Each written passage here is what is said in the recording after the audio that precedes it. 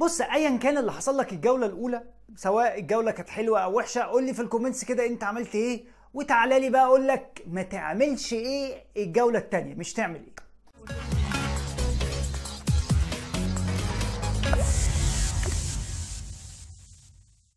ورجعنا لكم تاني يا شباب وحلقه جديده ويلا فانتسي، والجوله الثانيه من فانتسي البريمير ليج. طبعا الجوله اللي فاتت خلينا نقول خلصت بشكل لطيف.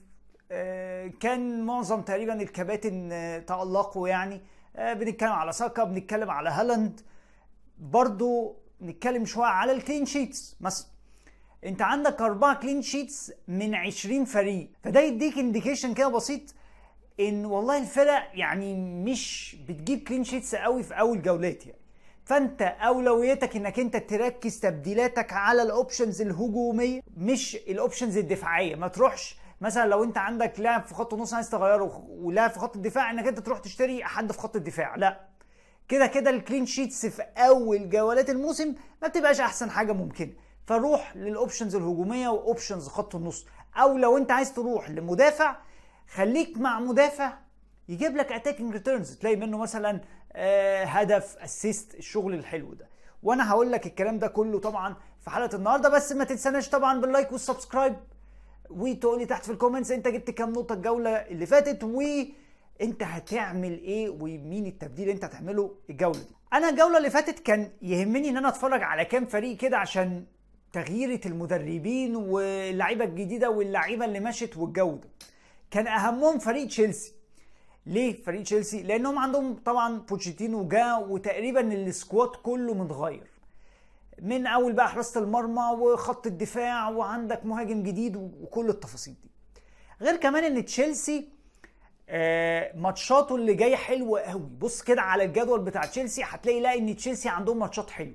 طيب تشيلسي تجيب منه تشيلويل كان بيلعب الجوله اللي فاتت ضد ليفربول بمركز جناح، هو وينج شمال، تمام، وعمل خطوره كبيره على المرمى.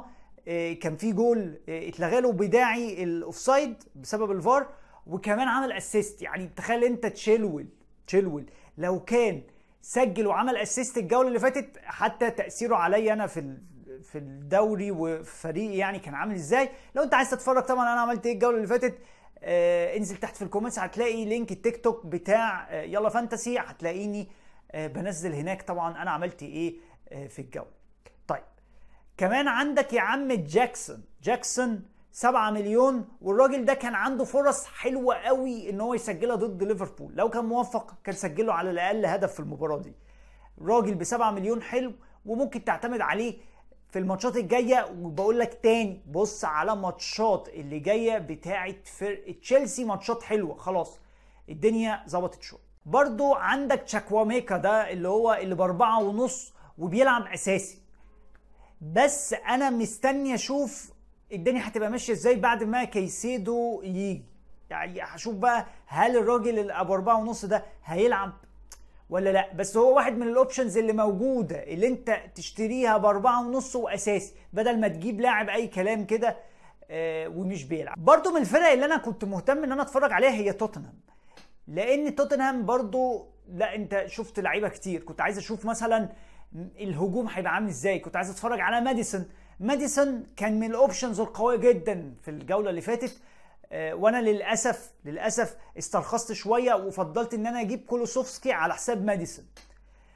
ويعني قلت خلاص انا اشتري لاعب مثلا والله ب7 مليون، ماديسون لسه مش ضامنه. وماديسون المباراه اللي فاتت تألق طبعا، وكان هو المايسترو اللي في الملعب. اي هجمه واي طلعه واي حاجه لفرقه توتنهام هتلاقي فيها ماديسون.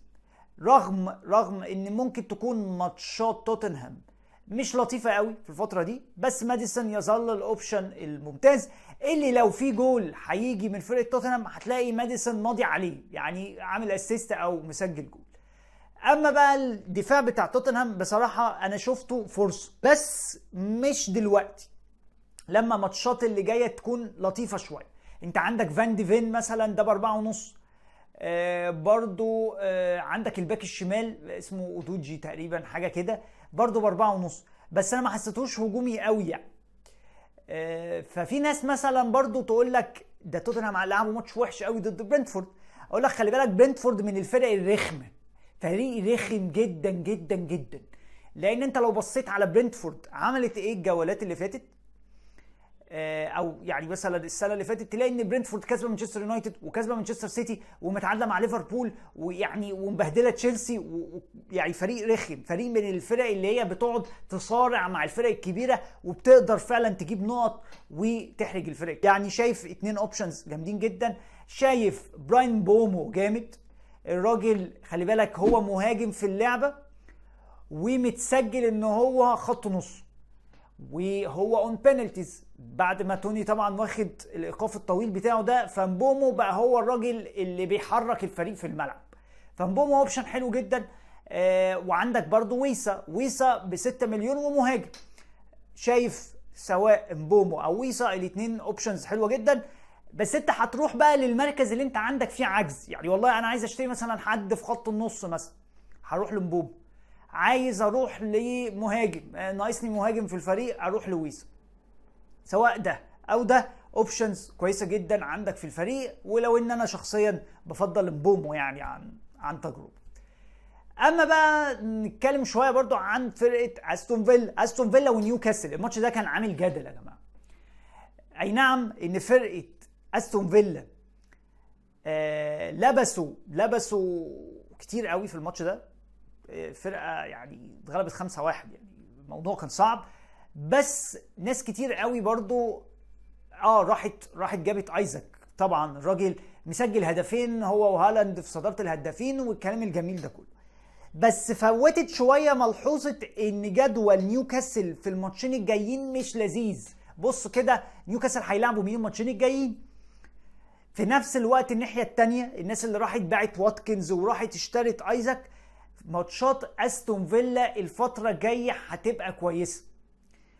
عندك واتكنز، لو انت يعني لسه ما خدتش قرار انك انت تطيره سيبه عندك في الفريق.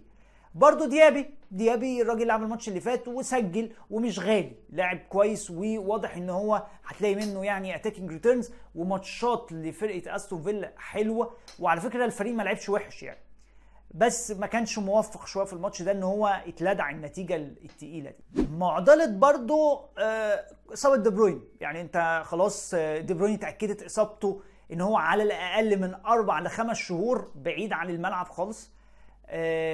عندك فرقه مانشستر سيتي في مشكله ان هم باعوا لعيبه في خط النص كتير قوي. يعني انت خلاص محرز مشي، دي بروين خلاص اتصاب، فانت عندك مين يا عم؟ عندك فودن، برناردو، وعندك جريليش، ومثلا مين تاني؟